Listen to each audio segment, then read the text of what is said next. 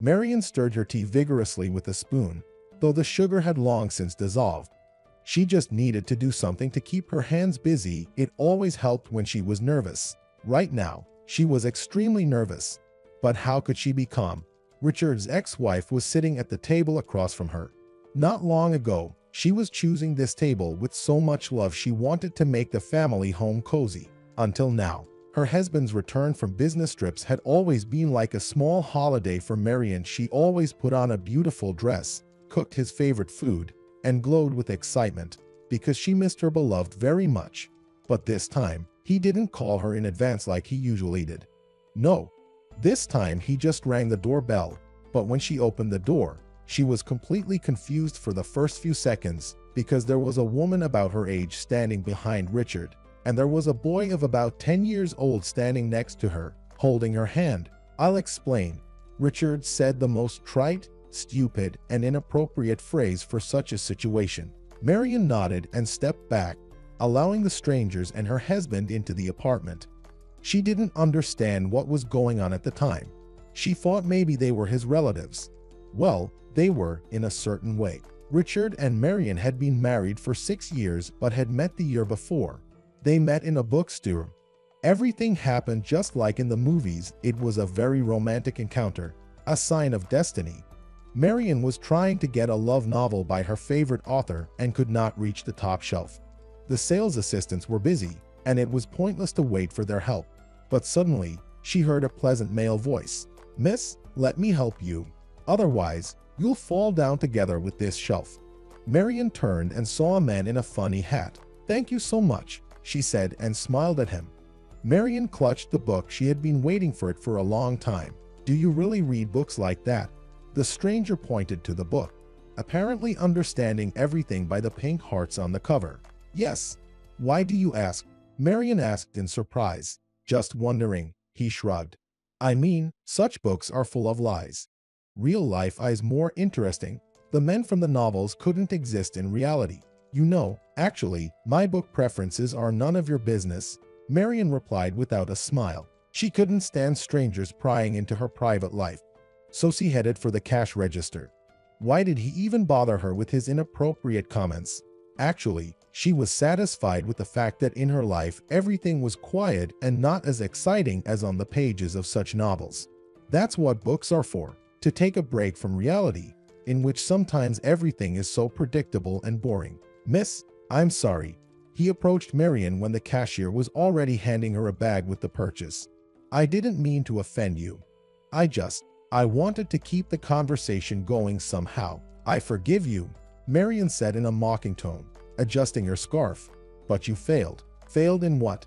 "Failed to impress you," Richard said and smiled a silly, apologizing smile. "Oh, no, you impressed me. I would never have let you into the book club." "Are you a member of a book club?" "My friends and I." "Actually, mister, excuse me, but I'm in a hurry. Let me walk you home." She shrugged her shoulders and silently moved toward the exit. He hurriedly opened the door in front of her.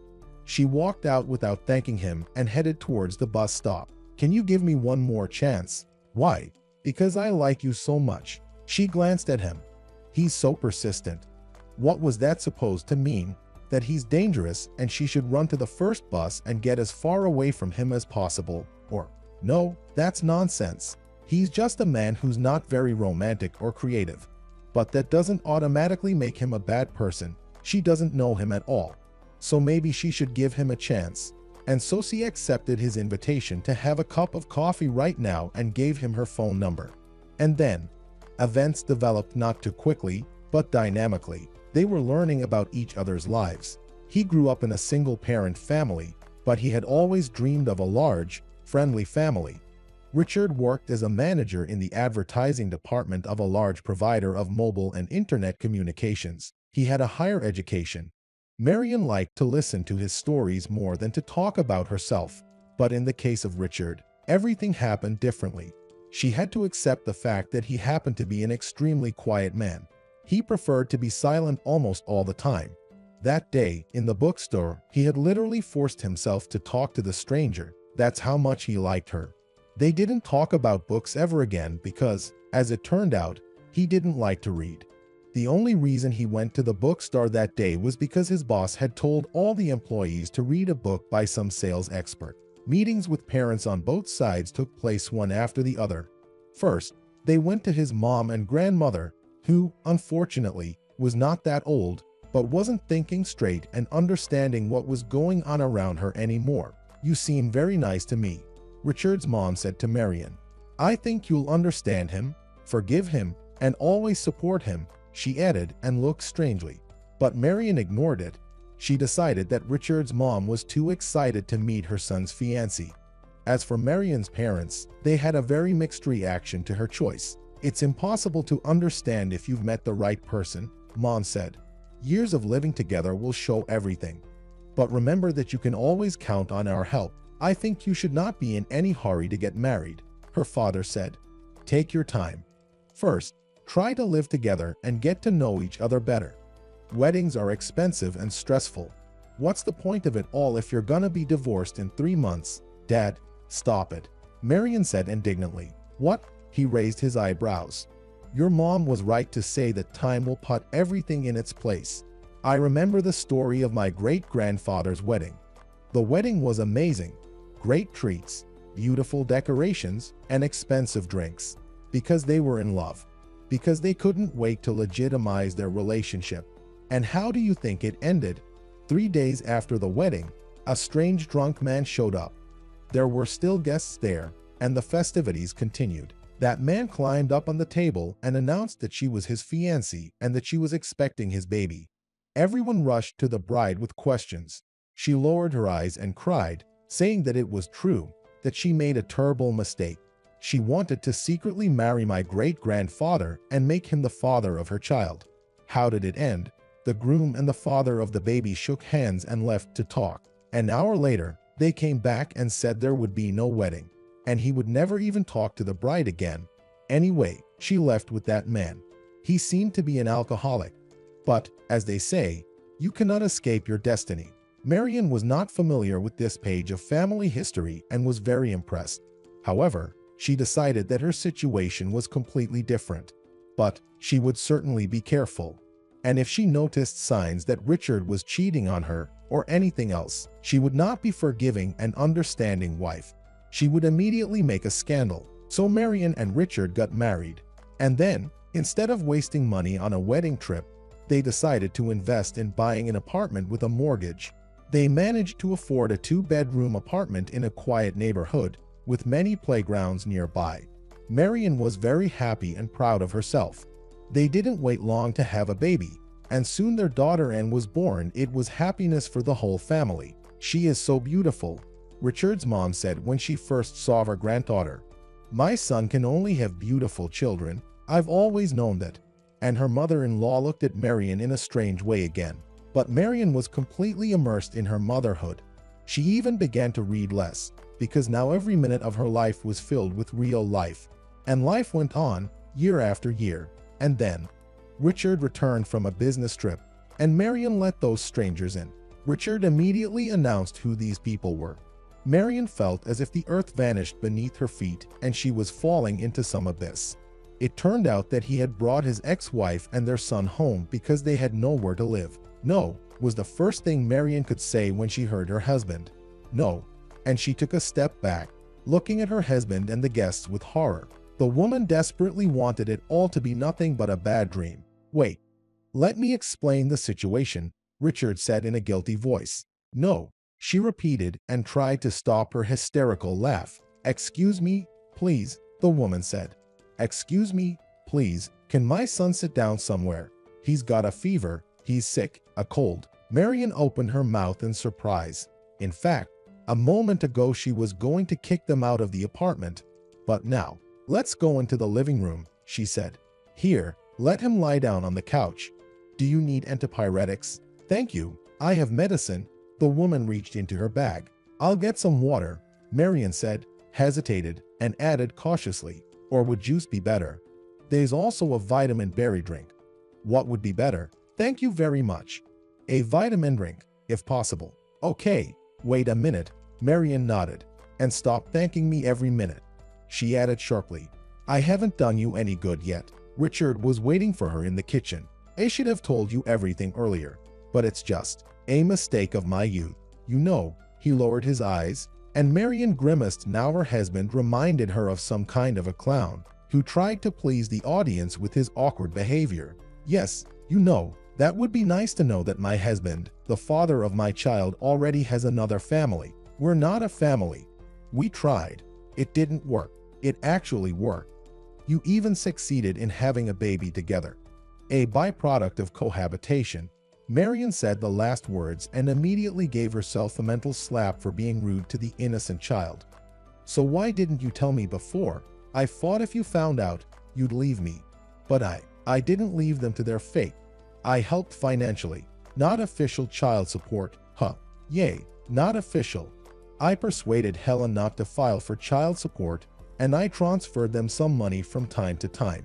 How much? How much what? How much did you pay her? Monthly. As much as I could. Richard was obviously confused, but then he said the amount. It didn't send the money every month.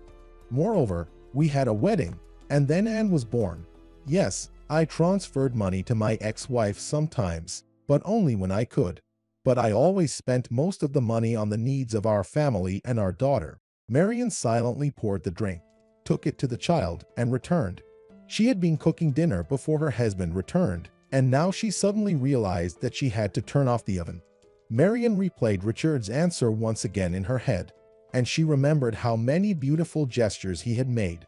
Gifts, flowers. You say you helped them, but that money isn't even enough to feed a dog. What? Richard looked completely confused and offended, but Marion didn't feel sorry for him. Why do you even care how much money I gave my son? He frowned. I thought you'd be glad I didn't waste our money on strangers. Strangers? How can I be glad? Marion grumbled. Do you think it's all about money? No, my dear, it's about trust. You've been lying to me all these years. Wait. She stopped, raised a finger, and closed her eyes. What about your mother? She knows, Richard sighed. She and I have talked it over and decided not to tell the truth. But she loves you. And she loves her granddaughter. And her grandson. Grandson what? Does she love him? Of course. But less. Than who? Than her granddaughter. What makes you think that? Marion literally bit her tongue, because her thoughts were confused and she wanted to accuse her husband of all sins. But she stopped herself, because right now she really needed answers to all her questions. Okay. Can I ask you a favor? Yes, anything. Please keep quiet during this evening. Okay, she said with a sweet smile, patted him on the shoulder, and walked into the living room. Helen put the boy on the couch after taking off her son's outer clothing and quietly read him a book. When Marion entered, she closed the book and stood up. Marion looked at the unexpected guest one more time. But she wasn't actually a guest. It's unclear who she was. Helen looked about 6 or 8 years older than Marion. She was pretty, but clearly not the type of woman who followed fashion and visited beauty salons. Her clothes were neat but very poor. However, her son's clothes were quite different. It seemed to Marion that this woman's child was clearly her priority. Helen, you must be tired after the long trip. Marion smiled nervously. Dinner is almost ready. Why don't we have a meal? No conversations. I mean, during dinner. But then, we'll talk, and you'll tell me everything, okay, without Richard. He can go outside, or go to his mother's, or go to the balcony. But I want to hear all the details from you, not from him. Helen looked frightened, but then she seemed to realize that the owner of the apartment didn't bite, and she nodded shyly and agreed. There was some fuss. Helen needed to feed her son. His name was Vincent, and he, like all sick children, was very moody. But then they finally sat down at the table and had dinner. Marion had to secretly step on Richard's foot under the table twice because he tried to talk about something. But then his wife asked him to leave the kitchen, and he left without arguing with Marion. Don't hurt them, please, he asked his wife before he left. Can you please go away already, or I'll hurt you? Marion said indignantly. Helen was sitting in the kitchen. The medicine worked, and Vincent was finally getting better. It was time to talk and find out the truth. Marion made some more tea, put a box of cookies on the table, and put 5 teaspoons of sugar in her tea. It seems that scientists have proven that sugar can improve your mood. That would be very helpful right now. What did you want to know? Asked Helen offered timidly. How long have you known Richard? Helen began to tell her story. No, she had known him only a little before they moved in together. They had met when Richard had come to her village to help sell his grandmother's house. They decided it would be better for Grandma to move to the city and live together with him and his mother. Helen was also from that village. She grew up and lived there. She often helped Richard's grandmother because they were neighbors. That's how they met. You know how persistent he can be, Helen said, immersed in her memories. Kind of funny, but sometimes too pushy. Oh, sorry, she immediately felt embarrassed. No, that's okay, Marion nodded. You're right about that. What happened next? Richard, who had already quit one job and had not yet taken another, decided to stay in the village. He didn't want to sell the house for almost nothing, so he started to renovate it. He moved into Helen's house. Her parents died a few years ago from cancer, and she felt so painfully lonely. Richard could be charming. He knew how to distract her from sad thoughts. He said they would go to the city and start a new life together. And then, Helen told him she was pregnant. I was a fool, she confessed and wiped away her tears. I thought that if we had a baby, he would. Well, he'd realize that everything between us was serious, that we were a family. Helen was already 7 months pregnant when Richard finally sold his grandmother's house and moved back to the city. He simply packed up one day, left the village, and called her only when he was already in the city, explaining that everything was complicated, that he wasn't ready for fatherhood, but he wouldn't give up the baby. He just needed time to think about everything, and he did. When Vincent was born, he announced that Helen was not the girl of his dreams. And then, moving away from the sentimental part, he added that if Helen would file for official child support, it would offend him as a man, but if she wouldn't, then he would help them as much as he could and visit his son from time to time. And Helen agreed. He didn't tell me anything about you, Helen said. He said he had a personal life, but it was none of my business. And then, there was a fire in our house. Of course, it can be rebuilt, but it takes time and a lot of money. But now we have nowhere to live. What about the neighbors? Marion squinted. Couldn't they shelter you? It's not that simple with neighbors. Helen averted her eyes. I had a romance with a man, but anyway, he said he was divorcing his wife because she couldn't have children. He said Vincent was like his own son to him. He made promises, and then his wife got pregnant, and he came back to her. Then he told everyone in the village that I had bewitched him. Bewitched him? Seriously? Marion laughed. Who even believes in such nonsense? Some people do, Helen shrugged. It's a small, distant village. People in the villages have a different vision of life. Besides, I am a single mother. In the villagers' opinion, it's a disgrace. I know you may not believe me, but Richard told me that he was married, that he had a daughter. But he told me about it when we were already on the train. I assume this is your own apartment. Yes, Marion nodded. Yes, my husband and I pay the mortgage jointly, or rather usually I pay out of my paycheck. I am very embarrassed that we came to you. I'll try to find some other place to live. You know, I'll call my colleagues right now. Helen's eyes sparkled with a new idea. Since it so happens that Richard let us down, I'm not blaming him, but anyway, I need to make some calls. Maybe some of my coworkers can shelter us for a while. Marion felt terrible. She had a headache. However, if she could replace all those problems with a severe headache for the next couple of years, she would have said yes without hesitation. Marion also thought that she was lucky because her mom had picked up her daughter from daycare today, and Anne will stay at her grandparents' until tomorrow. She didn't want to involve her daughter in any of this, at least not today. When they finished their conversation, Richard knocked on the door. He'd been walking around the neighborhood the whole time.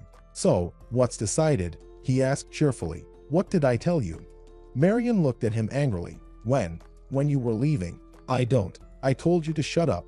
Anyway, I have to go to work tomorrow. So, I'm going to prepare a room for Helen and Vincent, and then go to bed. And don't even try to talk to me today. If you expect me to forgive you, if you think that you can fix anything with your words. She poked him in the chest with her finger. Don't even dream about it. Got it? Richard sighed heavily.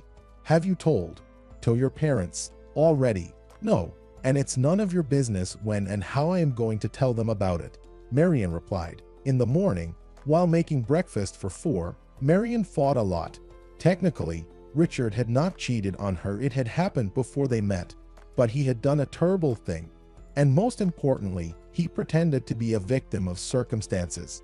Marion could only imagine what would happen when her parents found out. Actually, maybe they wouldn't insist on divorce, because it was her choice. But she had already made her choice. She left work early and stopped by the bank on the way home, dialing Helen's number at the same time. "Hi." Marion smiled at her husband when he got home. "You're just in time, dinner's almost ready." "Hi." He smiled back cautiously. "Daddy." "Hi," and looked out of the room. "How are you doing?" he said, taking off his jacket. "Wonderful. What do you mean?" "Well, I guess you're asking about your ex-wife and your unwanted son, aren't you?" "They've already moved into their new apartment," Marion said, smiling. "I see." Richard nodded, sitting down at the table. Helen really liked the view from the window. "There's a big park and a pond with ducks in it." "What do you mean? What view? What pond?" Richard's eyes rounded. His confusion was reasonable. From the window of their small mortgage apartment, there was a view of the courtyard and a small section of the road. There wasn't any pond or park nearby. "Oh, I forgot to clarify." Marion started to serve dinner. "They've rented an apartment for 6 months so far. A new residential complex. Everything is clean and neat, and there's a medical center and a kindergarten nearby. Helen's a smart woman, and she's already found a job." "Wait, what are you talking about?" "Oh, you want details?" Marion's eyes sparkled. "Okay, listen to the details." It turned out that she had withdrawn all the money that they had been saving to buy a car. This car was supposed to be a gift for Richard. Marion deposited almost all of her money in that account. She made the decision to withdraw the money and give it to Helen. "I think she deserves some compensation. After all, you haven't paid child support for all those years. And anyway, women should support and help each other. Besides, she's the mother of your son, so don't be greedy. Honey, eat your dinner before it gets cold." Marion sat down at the table and began to eat her dinner as well. She had no doubt that she had done the right thing. Even her parents, especially her father, supported her in her decision. And as for her husband, Marion knew that Richard had no choice. He would have to accept the situation. Accept the situation. Accept the situation.